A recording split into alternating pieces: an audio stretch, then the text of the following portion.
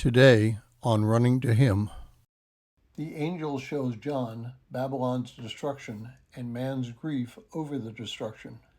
Today's reading from the reading plan is Revelation chapter 18, and we'll be concentrating on verses 1 through 2.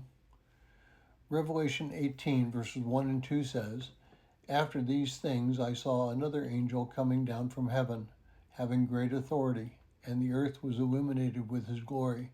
And he cried out with a mighty voice, saying, Fallen, fallen is Babylon the Great.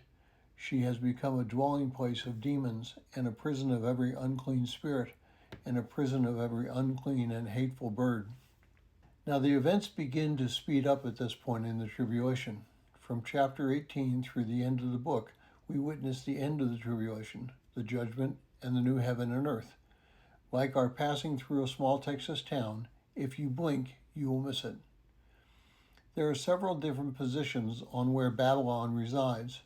For those who hold that the book of Revelation is predominantly history, Babylon is Rome. For other positions, Babylon is either a literal city, an overview of mankind's generation into sin, or both. Again, though, the point is that Babylon has become a residence of destruction and evil. Isaiah may have prophesied about this time period in Isaiah 13, 7 through 22, and while this prophecy is directly written to the physical Babylon, many prophecies have a dual fulfillment, one for the immediate time of the prophet or the country, and a fulfillment in the future. But the message is clear whether it is a physical Babylon or a picture of what is happening on the earth. In today's world, we are facing the largest amount of sin and evil which has ever been. There are those who are seeking to claim an allegiance to science when their allegiance is really to sin and self-destruction. They claim until a child is self-supporting, fully outside the womb and breathing, he or she may be killed.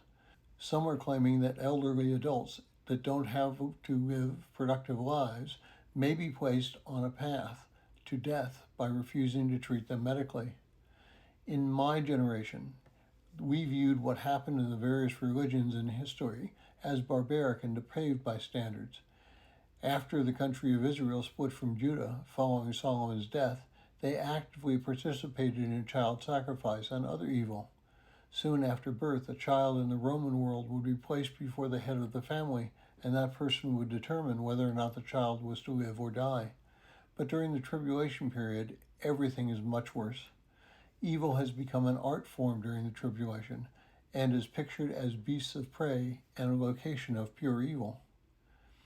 Now, can we as believers be protected from the evil which surrounds us today? The answer is yes, but the task is not easy. We must force ourselves away from that which is pleasurable but brings evil. We cannot participate, open quote, just a little, close quote, and think that we will become away untainted. All of us have stories of men and women of Christ who have destroyed their testimony through the sticking their toe into evil. Yet the world will not mourn the fact that Babylon is evil. They will mourn the loss of that evil. Like an addict seeking his or her next high, they will seek out anything to satisfy their hunger. We as believers must not only remain strong, but also be available to minister to people whose lives are upended by evil. Thank you for listening. We pray that today's devotion was meaningful to you. We would love to hear from you.